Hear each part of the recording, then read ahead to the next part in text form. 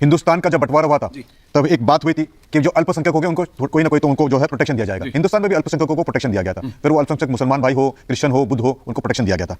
जो हमारे पड़ोसी मुल्क है, अफगानिस्तान है, पाकिस्तान है और बांग्लादेश है, इसके यहाँ पे जो अल्पसंख्यक है, खास करके वहाँ पे जो क्रिश्चियन माइनॉरिटी है, पारसी माइनॉरिटी है, वहाँ पे जो जू माइनॉरिटी है, हिंदू माइनॉरिटी है, उन पर धर्मांध लोगों ने जो प्रताड़ना की, उनकी महिलाओं का जो अपमान किया, उनको धर्म परिवर्तन करके जो लागू किया गया। 24% से ज्यादा हिंदू थे पाकिस्तान के अंदर जब पार्टीशन हुआ था, आज वहाँ 1% भी नहीं है। बांग्लादेश जो है, जो तब तत्कालीन जो ईस्ट पाकिस्तान था, वहाँ 30% के ऊपर हिंदू थे, आज वहाँ पे 6 से 7% भी नहीं रह गए। ये जो धार्मिक प्रताड़ना है, इससे लोग जो भाग के यहाँ पे आए, फिर वो हिंदू हो, पारसी हो, जू हो, ईसाई हो, जो आए, उनको कुछ ना कुछ तो राहत मिलनी चाहिए। और नागरिकता में जो कानून है उसमें जो संशोधन होगा, उस संशोधन के कारण उनको फायदा होगा, वहाँ के नागरिक बनेंगे, सम्मानपूर्वक जीवन जिएंगे। मुझे लगता है इसका स्वागत सबने करना चाहिए। पर ये बात एक क्लैरिटी आनी चाहिए, कहना है भी ऑन एयर, ये किसी की नागरिकता लेने के लिए नहीं है, ये नागरिकता देने। असदुद्दीन ओवैसी भड़का रहे, असदुद्दीन ओवैसी कह रहे सड़कों पे आओ, असदुद्दीन ओवैसी कह रहे दोबारा जिन्होंने एनआरसी और सीएए का अपोज किया वो है। अरे मैं कह रहा हूं ये सीए क्या है? पूछिए भारतीय जनता पार्टी, आप है ना, आपने ये कहा था 2022 से पहले हर किसान की आय 2 गुनी, हर घर के ऊपर जो है वो छत होगी। गरीब 80 करोड़ गरीबों का राशन बंट रहा है। गरीबी में, भुखमरी में, हंगर इंडेक्स में भारत कौन से स्थान पर हो गया? उसकी जवाब दीजिए। ये भी कहा गया था पेट्रोल 35 रुपए और 40 रुपए में डीजल और दुनिया भर की तमाम सीएनजी, और नसीब वाला चाहिए आपको बदनसीब। आप बताइए आज कितने रुपए में आप खरीद रहे हैं इंटरनेशनल मार्केट के अंदर, और भारत के नागरिकों को कितने रुपए के बेच रहे हैं? देखिए,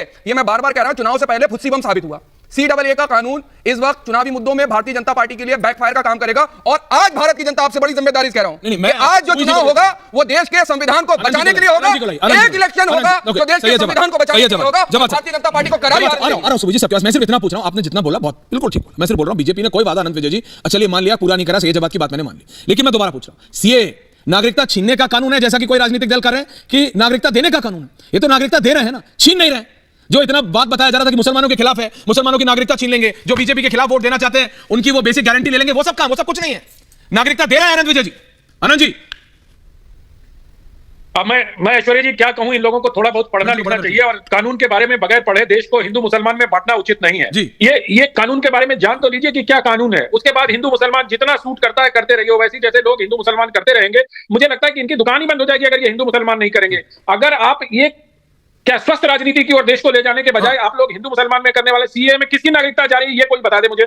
किसी ने कानून को नोटिफाई होने के पहले पढ़ा है, देखा है? कौन कह रहा है कि उसमें कानून दिया जा रहा है? जबकि गृह मंत्री, प्रधानमंत्री, सरकार के तमाम मंत्री ये बात कह चुके हैं कि ये कानून नागरिकता देने के लिए, लेने के लिए नहीं। और स्पष्ट रूप से 3 देशों के 6 माइनॉरिटीज के बारे में ये नोटिफिकेशन आ, तो इसमें क्या दिक्कत क्या है? कहां मुसलमान भाइयों को कोई दिक्कत हो रही है? कौन उनसे कागज मांग रहा है? तो ये वजह का भ्रम फैलाया जा रहा है।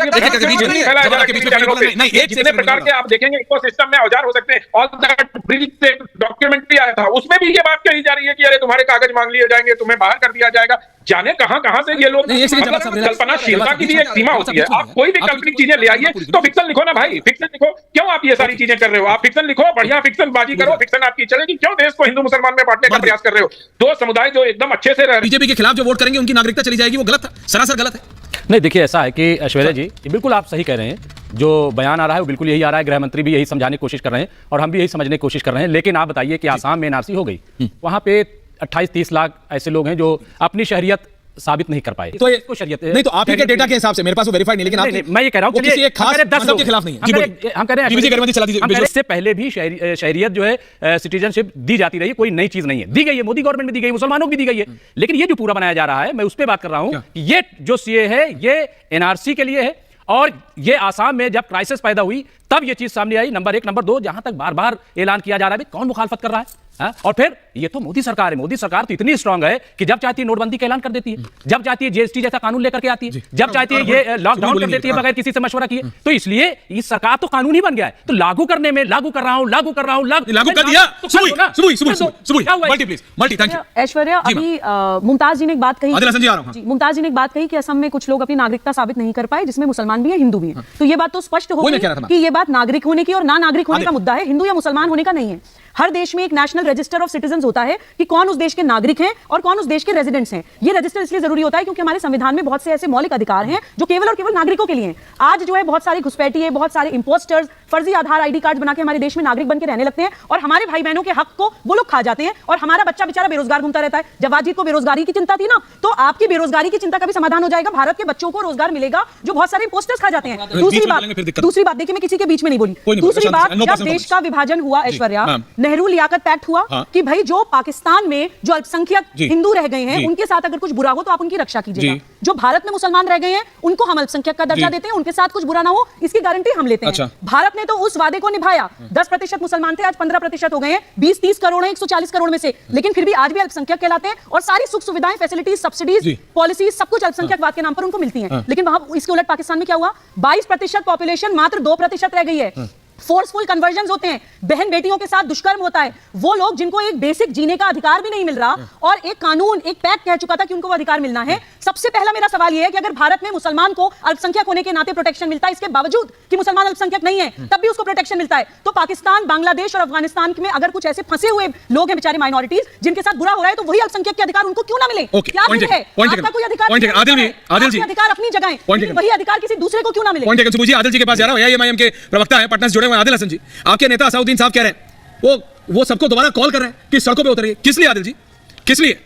सीए नागरिकता दे रहा है, ले नहीं रहा है किसी से। आदिल हसन जी बोल रहे हैं। जी आदिल जी और विनीत गोयनका जी, आनंद जी को भी रखेगा मल्टी। ऐश्वर्या साहब, मेरे लीडर बैरिस्टर असदुद्दीन ओवैसी साहब ने पार्लियामेंट में और देश के सामने भी अपनी राय रख दी और जो सच्चाई आपके सामने है। अभी मैडम बहुत अल्पसंख्यक और माइनॉरिटी की बात कर रही हैं। जुमा पढ़ते हुए एक नमाजी को मारा गया। अगर एक तरफ कांवरिया को आप फूल बरसाते हैं, एक तरफ महाशिवरात्रि के चलते आप डाइवर्ट करते हैं रूट और उस पर कोई कार्रवाई नहीं होती है और उस पर आपको तरस नहीं आता है? उस पर आपको तरस नहीं आता है कि उसको एक नमाजी को पढ़ते हुए किस तरीके से उसने सब इंस्पेक्टर ने लात चलाया? क्या यही भारत के संविधान? मेरे बाप दादा ने देश की आजादी के लिए इसीलिए जान दी थी। फजले हक खैराबादी से लेकर 1947 तक लाखों उलेमाओं ने इसीलिए दी थी कि एक नमाजी को जो नमाज के हालत में है वो अपने अल्लाह के सामने सजदा कर रहा है, उस तोमर की है, उस पर सिर्फ सस्पेंशन होगा। क्या अमित शाह की पुलिस गृह मंत्रालय इसी के लिए है? मुसलमानों पर आप यही दिखाना चाहते हैं? आपका कर्नाटका का एमपी बोलता है कि 400 सीट जिताइए तो हम संविधान बदल देंगे। यानी बाबा साहब अंबेडकर से बड़े हो गए हैं, सरदार पटेल से बड़े हो गए, पंडित नेहरू से बड़े हो गए, महात्मा गांधी से बड़े हो गए, डॉक्टर राजेंद्र प्रसाद और मौलाना अबुल कलाम आजाद से वो बीजेपी के वो एमपी बड़ा हो गया है, बोलता है कि 400 एमपी में जिताइए। अरे तो मोदी जी को बोलिए 5 साल क्यों लगाया था मोदी जी ने? अरे इतनी हिम्मत थी तो अमित शाह साहब उसी वक्त ला देते। चुनाव के वक्त क्यों जुमला देते हैं? कभी नाम बदलते हैं, अब तो जुमला गारंटी में बदल गया है। पहले जुमला था, अब गारंटी में बदल गया है, तो समझ में नहीं आता है। रेलवे का भी वही झंडा दिखाएंगे, टनल का भी वही झंडा दिखाएंगे, रोड का भी वही झंडा दिखाएंगे। अगर जनता फिर भी उनको चुने तो आपको क्या दिक्कत है? अपने आप को आदिल जी, दिक्कत आपको है कि बीजेपी के नेताओं को मौका नहीं मिल रहा है। ये तो बहुत अमेजिंग है। एआईएमआईएम के लोगों को इसकी चिंता है कि बीजेपी के दूसरे नेता क्या कर रहे हैं। देखिए विपक्ष की फ्रस्ट्रेशन, विनीत जी मैं समझता हूं। आदिल भाई वापस आऊंगा, आदिल जी वापस आऊंगा, आदिल जी थैंक यू, आदिल जी वापस आऊंगा। विनीत जी, विपक्ष की फ्रस्ट्रेशन, डेस्परेशन मैं समझता हूं कि इन इलेक्टोरल पॉलिटिक्स आप मोदी और शाह को नहीं हरा पा रहे हो। इसीलिए जब आज सुप्रीम कोर्ट ने एसबीआई को लताड़ा इलेक्टोरल बॉन्ड्स को लेकर, आप मुस्कुरा रहे हो, आपको टेंशन आ सकती है। सुप्रीम कोर्ट ने जब लताड़ा और कहा कि भाई ऐसा है, तो विपक्ष को ऐसा लगा कि जैसे वो इलेक्शन जीत गए। विपक्ष के सारे नेता ऐसे बाहर आ गए कि जैसे वो इलेक्शन जीत गए। तो दिक्कत ये है, CA coming back to CA से इन लोगों को ये दिक्कत है कि ये इंप्लीमेंट हो गया या ये है कि बिल्कुल लास्ट में इंप्लीमेंट हुआ है। क्योंकि जो अभी तक कह रहे थे, एआईएमआईएम के नेता अभी तक कह रहे थे कि ये आपकी नागरिकता ले लेगा, बीजेपी के खिलाफ वोट नहीं देने देगा। अब वो कह रहे हैं हाँ चलो ये तो जुमला है। ये जुमला कैसे? ये तो नोटिफाई हो गया ना। सुबह मैं आ रहा हूं, आप कुछ कहना चाह रहे हैं? बोलिए विनीत जी जल्दी। ऐसा है कि मैं एनआरसी पे आना नहीं चाहता था, लेकिन दो मेरे पूर्व के वक्ताओं ने कहा तो मैं बताऊं एक तो बात क्या कि हिंदुस्तान कोई धर्मशाला नहीं कि कोई भी आएगा ठहर जाएगा यहाँ पे। जो आएगा उसको कागज दिखाना पड़ेगा। और जो कल तक रामलल्ला के सबूत मांगते थकते नहीं थे, 5-5 हजार साल के सबूत मांगते थे, वो अपने बाप दादा के कागज दिखाने में इतने शर्मा क्यों रहे? अगर कागज तो दिखाए, नहीं तो बाहर जाए। क्योंकि धर्मशाला के कोई भी आएगा रहेगा, जाइए सऊदी अरेबिया, जाइए कहीं पे और जाइए, वहां पे रास्ता मिलेगा आपको। एक बात। नंबर 2 बात, आज विषय एनआरसी नहीं है, आज विषय है सीए। वहां का प्रताड़ित भाई है, तकलीफ में है, क्रिश्चियन होगा, बुद्ध होगा, सिख होगा, जू होगा, हिंदू होगा। आपको क्या तकलीफ है? इसमें आपकी कोई नागरिकता जारी है क्या? 10 साल में तकलीफ होगी? आपने? मैं बीच में नहीं बोला, अच्छे स्कूल में पढ़ा, उसके बीच में बोला, मदरसा में पढ़े, इसके बीच में बोल रहे हैं। बीच में मत बोलिए। ये बताइए अब क्यों नहीं दिया? ऐसा है, आगे भी देंगे, डंके की चोट पे मुझे लगता है बड़ा अच्छा काम है। जिनको तकलीफ हो रही है उनकी नागरिकता पूछने का समय आ गया है कि अगर आपको हिंदुस्तान के कायदे में विश्वास नहीं है तो अपनी नागरिकता दिखाइए। कहां से आए आप लोग, कहां है आपका कागज, बताए लोगों को। और आज जो है अच्छे स्कूल में पढ़ते भैया, मदरसा में पढ़े, इसलिए आप कानून में पढ़ सकते हैं। अच्छे स्कूल में पढ़ते तो तकलीफ नहीं होती। आदिल भाई आ रहा हूं, मदरसा में पढ़ के आते हैं, फिर कानून के बाद जवाब देखिए अभी इन्होंने कहा तो मुझे बड़ी हैरत भी हुई और हैरानगी भी हुई। भारतीय जनता पार्टी के एनडीए के जो घटक दल हैं वो अपने प्रदेशों में कह रहे थे कि भाई छोड़ो, कहां आप सीएनआरसी के चक्कर में पड़े। अरे नीतीश कुमार से बात करी आपने? बिहार के अंदर उनका क्या स्टेटमेंट था? अकाली दल से आपने बात करी जिनसे गठबंधन करने को आप तैयार बैठे। एनडीए के कितने घटक दल थे जिन्होंने विरोध करा? वहां समझा नहीं पा रहे। और बहुत से प्रदेशों की सरकार ने कहा कि हम अपने क्षेत्र में होने नहीं देंगे। क्या वो भारत की सरकार नहीं है? इलेक्शन तो जीता हुआ है। ये सब बोलने से विपक्ष इलेक्शन जीत जाएगा? बिल्कुल जीतेगा। आपको कैसे लग रहा है कि भारतीय जनता पार्टी सीए लाने से जीत जाएगी? ये कहां से आया? ये कहां से आता है कि सीए लाने से जीत जाएगी? इसने कहा सीए लाने से जीत जाएगी। तो ये क्या है? ये क्या है? ये क्या है? विरोध क्या लोकतंत्र में विरोध प्रदर्शन नहीं होना चाहिए, लेकिन सड़कें जाम नहीं होनी चाहिए। किसने कहा आपसे? मैं कह रहा हूं सड़कें, भाई साहब विरोध प्रदर्शन करने का, सुनिए, don't give a call to, हां प्रदर्शन करने का तरीका नहीं है। सड़कें जाम नहीं होंगी भैया, सड़कें जाम नहीं होंगी, सड़कें जाम नहीं होंगी, जब सड़कें जाम नहीं हो होंगी, जाती है तो संसद सड़कें हो जाम जाती नहीं है। बोलिए राम मनोहर भैया जी ने गलत कहा था। आप नहीं पढ़ा राम मनोहर, एक सेकंड नहीं, राम मनोहर एक भैया जी ने कहा सेकंड, इन्होंने पढ़ी है कौन सी? सुनो सुनो सुनो, एक सेकंड सुनो, अरे यार एक ही नाम रटे जा रहे हो, सुनो सुनो सुनो सुनो सुनो भाई, अरे यार शांत नहीं होगे, नहीं भारतीय जनता पार्टी शांत हो गए नहीं होगे, अरे एक सेकंड, क्या नहीं कौन, विपक्ष को शांति, एक सेकंड यार रिलैक्स, टेक हिम ऑफ, कौन सी यार, एक मिनट यार, हर चीज आती है, डायलॉग मारने से पिक्चर में बैठे हो क्या? कौन सी किताब पढ़ी राम मनोहर लोहिया जी की? कौन सी किताब पढ़ी ना? किताब का नाम बताओ, किताब का नाम बताओ, किताब बताओ ना, कहां पढ़ा? अरे कहां कह दिया यार, कहां कह दिया? ये कोई क्या सोशल मीडिया का अकाउंट है किसी का? ये सुनो, ये रिपब्लिक का चैनल है, प्रूफ है तो बताओ, प्रूफ है तो बताओ। अनंत विजय जी, अनंत विजय जी, अरे यार गूगल बाबा हो गया, अच्छा गूगल कर लो। अनंत विजय जी, जो आपके पीछे ये जो 1000-1500 किताबें एक आध दे दिया करो, मैंने आपसे कितनी बार बोला है, आप ये डिबेट में आते हो, ये एक आध जवाब टाइप लोगों को दिया करो, ये गूगल बाबा के नाम पे चलते हैं, गूगल बाबा पे किसी यूट्यूबर का दिखा देंगे इधर उधर का कुछ, ऐसे थोड़ी होता है बॉस। भाई आंदोलन करने का तरीका है, आप करिए, आंदोलन बिल्कुल होना चाहिए। इसी तरह मैं कहता हूं, फॉर हेल्दी डेमोक्रेसी, सशक्त विपक्ष के लिए एक स्ट्रांग ऑपोजिशन होना बहुत जरूरी है, लेकिन आप कैसे होंगे ऐसे? अब इसी तरह से अभी तक कह रहे थे सीएए से नागरिकता चली जाएगी, अब जब सरकार के भैया जा नहीं रही, आ रही है, तो फिर एनआरसी की तरफ भाग रहे हैं। अरे भाई गोल पोस्ट आप चेंज कर रहे हो, सरकार नहीं चेंज कर रही। सरकार ने कहा 370 हटेगी, हटाया, कहा सीएए आएगा, सीएए आया। अनंत विजय जी और सुबोध जी को रखिए, थैंक यू। आ रहा हूं दादा रिजवी जी। मैं सिर्फ ये कह रहा हूं कि जो हमारे भाई लोग हैं वो सर और पैर को जोड़कर एक वृत्त बनाना चाह रहे हैं। ऐसे होता नहीं। और एनआरसी का अभी क्या लेना देना है? तो ये जो वृत्त बना के और उसमें तमाम तरह की चीजें, कोई भाई अभी वो नमाजी की बात कर रहे थे, अरे उन्होंने गलत किया और सबने उसकी निंदा की कि उस पुलिस वाले को उस तरह से नहीं मारना चाहिए, उस पर कार्रवाई हुई। इस पे कहां चले गए आप पटेल और सरदार जाने क्या क्या बोलने लगे? अरे कोई सीमा होती है, संविधान आपको बोलने की आजादी देता है, लेकिन वही संविधान आपको बोलने की सीमा भी तय करता है। किसी ने उसकी प्रशंसा नहीं की, सबने उसकी निंदा की और सरकार ने उस पर कार्रवाई की। बावजूद इसके आज अगर सीएए लागू हुआ है तो मैं सिर्फ इतना कहना चाह रहा हूं कि इसको एनआरसी से जोड़कर आप एक वृत्त मत बनाइए सर, और पांव को मत जोड़िए, दोनों अलग अलग चीज है। और दूसरी बात यह है कि जो व्यक्ति, किसी से कोई कागज नहीं मांगा जाएगा, जो यहां रह रहे हैं 1947 के बाद, जैसा अभी बहुत अच्छे से एक्सप्लेन किया गया कि किस प्रकार से माइनॉरिटीज का, जो पीड़ित माइनॉरिटीज है, उनको यहां दिया जाएगा, आप जाके देखिए। और ये सीएए का कानून हिंदू मुसलमान का कानून नहीं है, ये ह्यूमन राइट्स लागू करने का कानून है, ये मानवाधिकार का कानून है। इसको जरा खुले दिमाग से सोचिए, जरा राजस्थान के गांव में जाइए जहां की पाकिस्तान से हिंदू परिवार सैकड़ों की संख्या में मतलब नारकीय जीवन जीने को विवश हैं, ऐसे लोगों को यह नागरिकता देने का कानून है। और दूसरे एक भाई अभी कह रहे थे, तो मुसलमानों को जो नागरिकता दी गई मोदी के कार्यकाल में, वो नागरिकता देना बंद नहीं हो जाएगा, वो मेरिट के आधार पर उनको वो नागरिकता मिलते रहेगी, वो अप्लाई आदिल जी बोलिए ना, आदिल जी एनी कमेंट करें,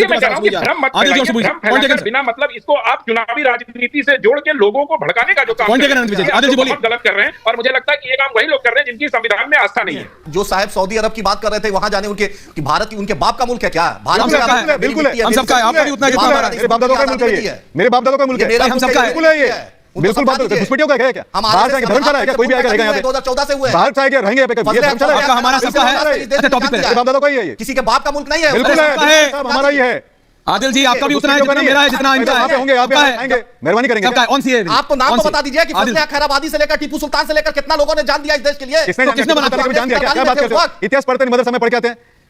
टीपू सुल्तान ने कहां से जान लिया? जान लिया उन्होंने, अत्याचार किया उन्होंने हिंदुओं के ऊपर, कौन सा जान लिया? थोड़े पढ़ के आते भाई साहब, म्युनिसिपैलिटी स्कूल में भी पढ़ते हो, इतिहास नहीं पढ़ते आप, इसीलिए कहते हैं कि अच्छे स्कूल में पढ़ते सर, तो ये नहीं होता था कम से कम। नहीं यहाँ पे पढ़ के आते हैं, ना तो इतिहास मालूम है, ना उनका करंट मालूम है। एक राज्य सरकार बोलती है नागरिकता नहीं देगी, लागू नहीं करेगी, सब ये केंद्र की सरकार की लिस्ट में आता है, राज्य सरकार की लिस्ट में नहीं आता है। दूसरे यहाँ पे बैठे हुए इतिहास पता नहीं, टीपू सुल्तान जो था आता ही था साहब, आता ही था। कहां से राष्ट्र के लिए जान दे दिया? क्या कर रहे भाई साहब? पढ़ लेते, किताब पढ़िए, पढ़ लेते सर, डिग्री दिखाने, इसीलिए कहा कि कोई म्युनिसिपैलिटी स्कूल में पढ़ते तो ये ज्ञान दो। चलिए ओके ठीक है, एंडिंग कमेंट सुबह। ऐश्वर्या देखिए, अभी असदुद्दीन ओवैसी साहब के जो प्रवक्ता हैं, उनको बुरा लग रहा था कि आप ऐसे क्यों कह रहे हैं कि भारत आपका देश नहीं है। असल में जो सही मुसलमान है ना, जो देश का भला चाहते भी हैं, उनको भी गाली आप जैसे लोगों के कारण पड़ती है। जब आप मुसलमान को भड़का देते हैं, एक सीएए कानून जिसमें मुसलमान शब्द नहीं है, सीएए कानून जो नागरिकता देने की बात है, नागरिकता लेने की बात नहीं है, उसमें आप और आपके असदुद्दीन ओवैसी साहब मुसलमानों को सिर्फ भड़काने की कोशिश क्यों करते हैं? इंशाल्लाह एक दिन मुसलमान बच्ची भारत की प्रधानमंत्री बनेगी, ये बकवास बोलते हैं नेशनल टीवी पर, और हैदराबाद में छोटी छोटी 12-12 साल की मुसलमान बच्चियों को अरब के शेखों को बेचते हैं। ये दोहरा चरित्र आपके ओवैसी साहब का। आप जैसे डबल स्टैंडर्ड्स और सिर्फ नाम के ढोंगी मुसलमानों के कारण जो सच्चा मुसलमान है उसको भी लोग शक्ति नजर से देखते हैं। देखिए ओके ठीक है, एंडिंग कमेंट्स ओके सुबोध जी, मैं फिर कह रहा हूं सुबोध जी, तो दूसरे देशों के अल्पसंख्यकों को वो सुविधाएं और सुरक्षा क्यों ना मिले? सबको देखिए, ये नागरिकता देने का कानून है, लेने का नहीं। रिजवी जी 30 दूंगा यार, किताब का तुमने नाम बोला। ऐश्वर्या जी बिल्कुल आप सही कह रहे हैं। सीए कानून, शहरियत देने का ये कानून है, ये लागू किया जाए, लागू कर दिया गया। अब चाहिए सरकार को जल्दी जल्दी जो लोग यहाँ पे आए हैं प्रताड़ना सह करके उन्हें शहरियत दे दी जाए और चैप्टर क्लोज कर दिया जाए। ये मेरा कहना है, आप दे दीजिए, इस पे राजनीति न कीजिए, नहीं होनी चाहिए, नहीं मिले। पर मेरे को बस दिक्कत ये है यहाँ पे ऋषि जी, आप समझ गए, thank you very much for understanding, है ना, क्योंकि आप लोगों को लाखों लोग फॉलो करते हैं, आप लोग जाके देते हैं सोशल रिफॉर्म। मैं कह रहा हूँ केरला के सीएम कह रहे हैं मैं नहीं करूंगा लागू, पश्चिम बंगाल के मुख्यमंत्री कह रहे हैं मैं पहले पढ़ूंगा। आप पढ़िए, बिल्कुल पढ़िए, अगर इसमें किसी की भी नागरिकता लेने का कहा है तो आप बात करिए ना। सरकार कह रही है मैं ले नहीं रही, मैं तो दे रही हूं, तो उसमें क्या दिक्कत है? बिल्कुल ऐश्वर्या जी, यही मैं बार बार कह रहा हूं कि अगर इतना अच्छा कानून है भाई तो इतना आदिल जी शोर मचाने की आदत। लास्ट में आऊंगा, किताब का नाम तुमने गूगल पे ढूंढा, मुझे पता है।